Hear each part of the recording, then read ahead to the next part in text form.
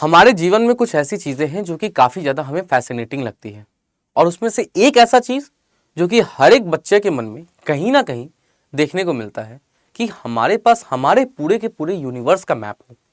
Universe कैसे हुआ, हमें इसको समझने का प्रयास करते हैं। अलग अलग गैलेक्सीज कैसे बनी है और सबसे बड़ा क्वेश्चन, जिस गैलेक्सी में हम रहते हैं that is the milky way Galaxy, sir यहाँ पे ऐसा क्या था कि यहाँ पे लाइफ पॉसिबल हो पाया और बाद बाकी जगहों पर लाइफ पॉसिबल नहीं हो पाया। अब इन प्रश्नों का जो उत्तर है वो आपको नासा देने वाला है with his new telescope mission. जी हाँ सर, जिसका नाम स्फेयर-एक्स हमें देखने को मिल रहा है और इस मिशन के द्वारा नासा जो है वो पूरे के पूरे जो गैलेक्सीज हैं लगभग 450 मिलियन गैलेक्सीज को यहाँ पर मैप करेगा। उनका एक जो कलर मैप होता है वो तैयार करके देगा, जिससे जो हमें ओरिजिन ऑफ यूनिवर्स है उस ओरिजिन ऑफ यूनिवर्स के बारे में काफी अच्छे तरीके से समझाया जाएगा। तो स्वागत है आप सभी लोगों का बीपीएससी स्टडी आईक्यू के इस यूट्यूब प्लेटफॉर्म पे एंड मैं अमन वर्मा आप सभी लोगों का एक बार फिर से स्वागत करता हूं। आज का सबसे बड़ा प्रश्न मुद्दा, जी हां, that is the launch of SPHEREx telescope by the NASA. आ जाओ सर देखते हैं। तो दिस इज प्रिसाइजली जो आपको मुझे पीछे नजर आ रहा है, मेरे पीछे नजर आ रहा है, ये क्या है सर? तो ये हमें देखने को मिल रहा है ये नासा की नई अभी हाल ही में लॉन्च होने वाली, जी हाँ अभी लॉन्च हुआ भी नहीं है। अगर इसके टेंटेटिव डेट के बारे में बात करते हैं तो 27 फरवरी 2025 का डेट दिया गया है कि ये उसके बाद ही यहां पर आपको लॉन्च होगी।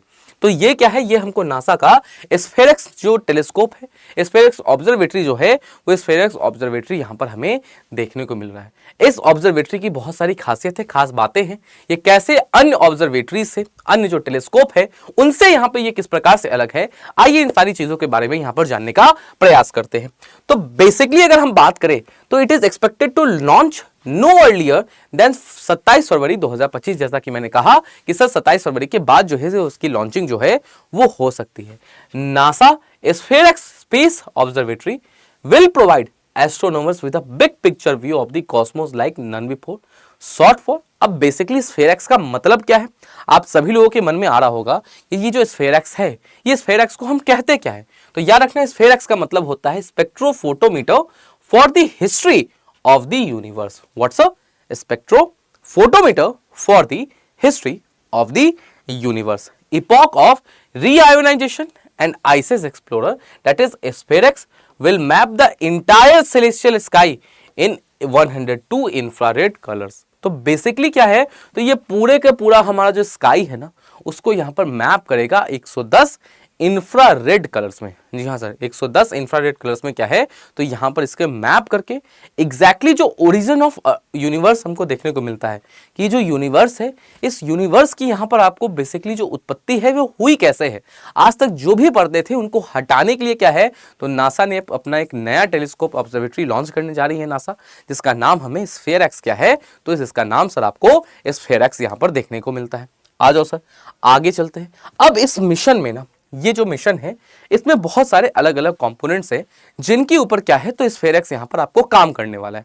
जैसे अगर उन मिशन के बारे में हम बात करते हैं तो याद रखना सबसे पहला जो इसका एक कंपोनेंट है वो हमको देखने को मिल रहा है कि वो तकरीबन this mission will map the distribution of more than 450 million galaxies. Sphere-x will help scientist improve our understanding of the physics behind the extreme cosmic events। Basically क्या है, आप सभी लोगों ने बिग बैंग थ्योरी पढ़ी होगी। बिग बैंग हुआ था, बिग बैंग होने के बाद कहा जाता है कि तुरंत ही बहुत कम समय में जो हमारा यूनिवर्स है वो काफी ज्यादा एक्सपैंड हो गया। ठीक है, जो यूनिवर्स है हमारा वो यूनिवर्स आपको काफी ज्यादा एक्सपैंड हो गया। आज तक इसके पीछे का जो रीजन है वो टेक्निकली पूरा नहीं पता चल पाया, पहला बात। और दूसरी बात हमें ये देखने को मिलती है दैट उसका जो इम्पैक्ट है, उसका जो इफेक्ट है वो हमारे ऊपर आज तक क्या है, तो आज तक हमारे ऊपर उसके इफेक्ट्स देखे जा रहे हैं। तो बेसिकली जितने भी गैलेक्सीज हमको देखने को मिल रहे हैं, जिस प्रकार से आपका यूनिवर्स यहां पर एक्सपैंड किया, जितने भी चीजें हमको यहां पर देखने को मिल रही है, उन चीजों के लिए यहां पर क्या है सर, तो उन चीजों के लिए यहां पर हमें देखने को मिलता है दैट पूरी 450 मिलियन गैलेक्सीज को ये जो ऑब्जर्वेटरी है, ये ऑब्जर्वेटरी मैप करेगी, उनका मैप तैयार करेगी। उसके बाद क्या है सर, गैलेक्सीज होंगी। तो अगला हमें देखने को मिलता है गैलेक्सीज में सर स्टार्स होते हैं, और वो क्या होते हैं सर, वो आपको लाइट इमिट करते हैं, ग्लो करते हैं।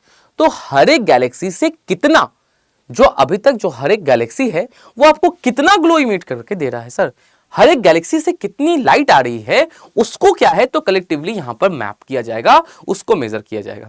और ये अपने आप में काफी ज्यादा आवश्यक है, ये अपने आप में काफी ज्यादा एक one of a kind event है। क्यों? क्योंकि वो हमें इसलिए देखने को मिलता है दैट आज से पहले जितने भी हमको देखने को मिले हैं सर मिशंस, उसमें याद रखना हमको क्या है सो इंडिविजुअल जो आपको गैलेक्सीज हैं उनसे जो ग्लो इमिट हो रहा है उसको मेजर किया गया है। आज तक के कलेक्टिव क्वांटिफाइएबल जो डेटा है, जो सारे के सारे गैलेक्सीज को जोड़ के कितना लाइट इमिट हो रहा है, इसको मैप आज तक नहीं किया गया था। और इस डायरेक्शन में ये हमें पहला देखने को मिलता है, जो इस प्रकार की जो मैपिंग है वो इस प्रकार की मैपिंग यहां पर आपको करने जा रहा है। इसके अलावा यदि हम बात करें तो अब आती है बात किसकी, तो हमारे अपने घर के बारे में। जी हाँ सर, हमारे अपने घर, that is the milky way Galaxy, जो कि क्या है सर आपको यहां पर देखने को मिल रहा है। याद रखिएगा the mission will search the milky way Galaxy for essential building blocks of life.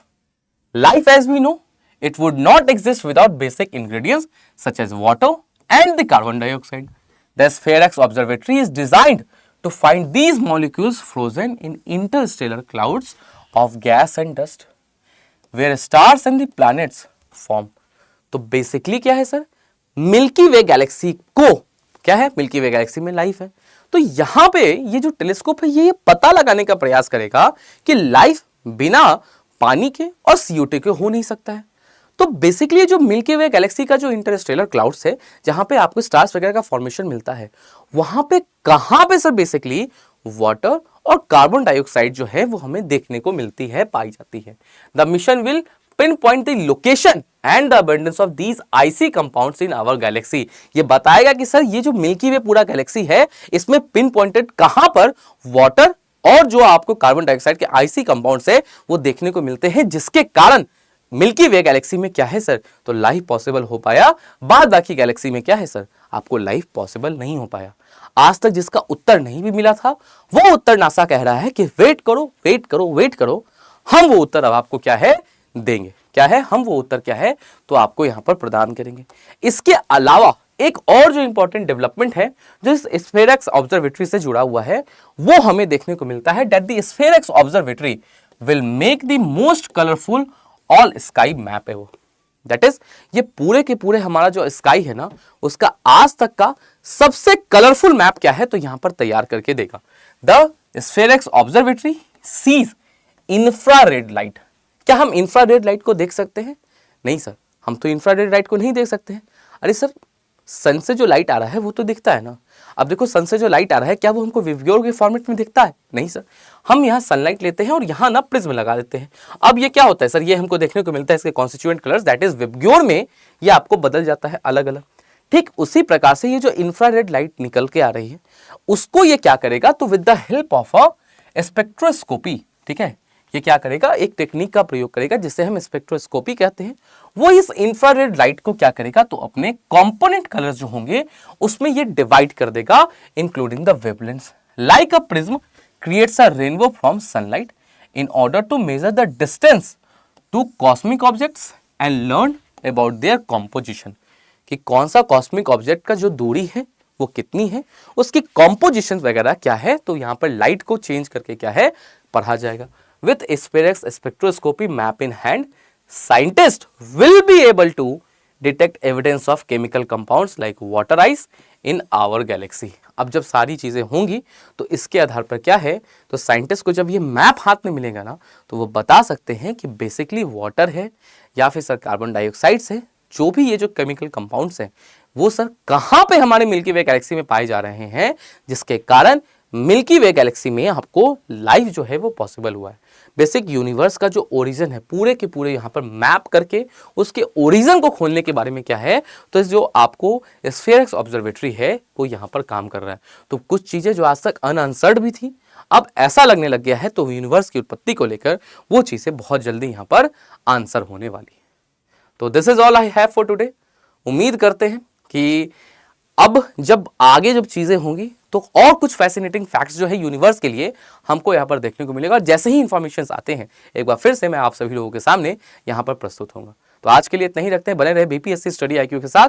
And जिन लोगों ने चैनल को सब्सक्राइब नहीं किया निश्चित तौर पर चैनल को सब्सक्राइब कर लिया। थैंक यू एंड जय हिंद।